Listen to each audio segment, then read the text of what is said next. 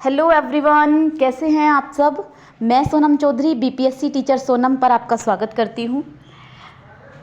दोस्तों, हर किसी के मन में एक सवाल बना हुआ है, इंडियन नेशनल मूवमेंट।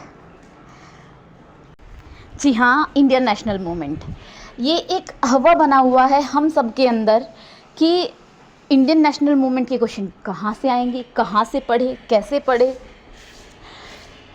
तो मैंने जो अपने एग्ज़ाम को एनालिसिस किया था, तो मैंने कभी इंडियन नेशनल मूवमेंट को हिस्ट्री से अलग देखा ही नहीं। अगर आप इसको एक ऐसा, ये बात सच है कि इंडियन नेशनल मूवमेंट से सबसे ज़्यादा क्वेश्चन आते हैं। अगर पूरी हिस्ट्री में बात करें तो पूरी उसमें बात करें तो 6 से 8 और 8 से 10 हो जाने के चांसेस भी रहते हैं। इतने क्वेश्चन आपके इंडियन नेशनल मूवमेंट से बनते हैं। लेकिन आप अगर प्रीवियस ईयर पेपर को एनालाइज करोगे तो आप ये पाएंगे कि इंडियन नेशनल मूवमेंट के क्वेश्चंस किसी एक टॉपिक से उठकर नहीं आए हुए हैं, या आप सिर्फ इंडियन नेशनल मूवमेंट नाम का कोई चैप्टर उठा के पढ़े तो सिर्फ वहाँ से काम नहीं चलेगा। जैसे भारतीय राष्ट्रवाद नाम का चैप्टर आपका 10th क्लास में है, अगर आप सिर्फ उसे पढ़े तो काम नहीं चलेगा। उसमें जनजातीय आंदोलन है, उसमें बिहार में जो इस आंदोलन में इसका इम्पोर्टेंस रही है वो सारी चीज़ें हैं। तो आज मैं आपको यहाँ यही बताने आई हूँ कि इंडियन नेशनल मूवमेंट को किस तरीके से कवर किया जाए और हिस्ट्री में हम ज़्यादा से ज़्यादा क्या पढ़ें ताकि हम अच्छा स्कोर कर पाए। जैसे देखिए, बीपीएससी टीआरई 4 जो कि कह रहे हैं कि जुलाई में जो पोस्ट्स हैं उनकी गणना होगी, वो गणना होने के बाद फिर अध्याचन जाएगा और स्वीकृत वगैरह जो भी प्रोसेस होगी उस तरीके से होगी। तो मुझे थोड़ा चांसेस कम लग रहे हैं कि एग्ज़ाम जो है वो अगस्त में हो। जब भी हो, अभी हमारे पास वक्त है, तब तक हम लोग सारी चीज़ें पढ़ते हैं। तब तक हम ड्रॉप ऐसे छोड़ के नहीं पढ़ते हैं। ये छोड़ के पढ़ने का काम आप तब करना जब आपका एग्ज़ाम जस्ट पीक पर होगा। तब तक आपको इस बात का अंदाज़ा लग भी चुका होगा कि आपको क्या छोड़ना है और क्या पढ़ना है। तो मेरे पास ये है आपका क्लास 10th के कुछ चैप्टर्स, जिसमें आपका फ्रांसीसी क्रांति, देखो 10th और 9th की एनसीईआरटी आपको पूरी की पूरी पढ़नी है। हाँ, एक चीज़ हो सकती है कि अगर आप एनसीईआरटी और एससीईआरटी पढ़ते हैं तो जैसे एनसीईआरटी में आपका मिलता है फ्रांस की क्रांति, तो फ्रांस की क्रांति आप सिर्फ एनसीईआरटी से पढ़िए, एससीईआरटी से पढ़ने की ज़रूरत नहीं है। यूरोप में समाजवाद और रूसी क्रांति, ये भी सिर्फ आप एनसीईआरटी से पढ़िए। अगर अब आप ये सोच रहे होंगे कि मैं तो आपको देश से बाहर भी, तो भैया इंडो चाइना वार से क्वेश्चन पूछा गया है, और जो आपका नातीशवादी है इससे भी क्वेश्चन पूछा गया है, जनजातीय आंदोलन है इससे भी क्वेश्चन पूछा गया है। फ्रांसीसी क्रांति के टाइम पर एक बुक लिखी गई थी, रूसो वगैरह ने एक बुक लिखी थी, उससे भी क्वेश्चन पूछा गया है। तो आप हिस्ट्री के किसी भी चैप्टर को इग्नोर करके नहीं चल सकते। तो आपको 10th क्लास की सारी चीज़ें पढ़नी है, 9th क्लास की सारी चीज़ें पढ़नी है। बस मैं आपको इतना बता देती हूँ कि 9th और 10th में कौन सी ऐसे चैप्टर्स हैं जो आपको एससीईआरटी से भी पढ़ने हैं और एनसीईआरटी से भी पढ़ने हैं। ये आपकी जो 9th की है, इसमें फ्रांसीसी, यूरोप में समाजवाद, नातीशवाद, ये सिर्फ आप लोग इसमें पढ़ लेंगे तो आपको जो एससीईआरटी है वहाँ से पढ़ने की ज़रूरत नहीं पड़ेगी।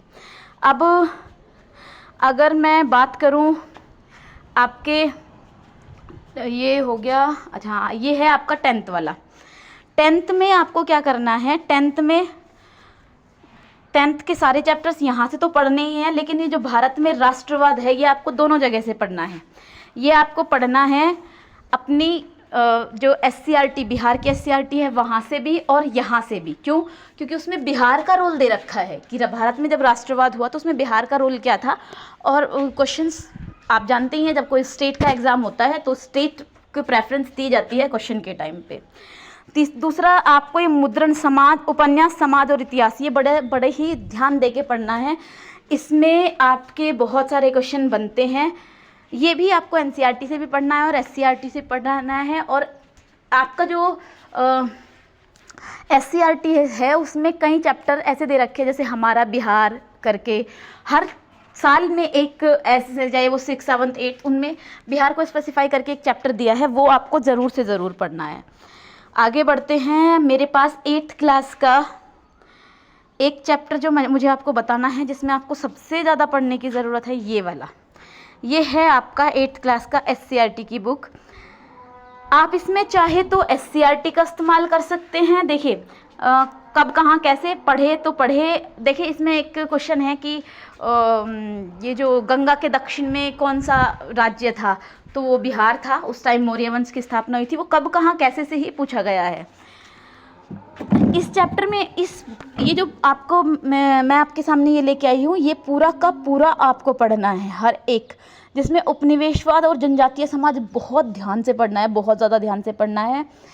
1857 का विद्रोह में आपको यहाँ पे बिहार की भूमिका मिल जाएगी, ये भी बहुत ध्यान से। मतलब कुल मिला के जो 8th क्लास की आपकी हिस्ट्री की बुक है, ये आपको बहुत ज़्यादा ध्यान से पढ़नी है। और अपना टाइम टेबल लगा के पढ़िए कि 3 से 4 दिन में आप पढ़ देंगे। तो मुझे यही बताना था आज आपको कि हिस्ट्री आपको कहाँ से करनी है, इंडियन नेशनल मूवमेंट आपको कहाँ से करना है। इंडियन नेशनल मूवमेंट कोई अलग से नहीं है, ये इंटर रिलेटेड टॉपिक है। तो आप SCERT और NCERT को प्रेफर कीजिए। फिर अगर आपको लगता है कि कहाँ से ऐसी जगह से पढ़े कि भाई direct 1 to 1 line to line, देखो पहले पढ़ना है NCERT और SCERT से, उसके बाद आप किसी नोट्स से पढ़ सकते हैं, खान सर के नोट्स से पढ़ सकते हैं, ल्यूशन की GK से पढ़ सकते हैं। फिर आप उसको क्विक रिवीजन के लिए कहीं से भी पढ़ सकते हैं। इतना ही बताना था। मुझे उम्मीद है कि जो मैसेज मैं कन्वे करना चाहती हूँ आपको, वो आपको मिल गया होगा। Thank you very much. Channel को लाइक शेयर और सब्सक्राइब कर देना।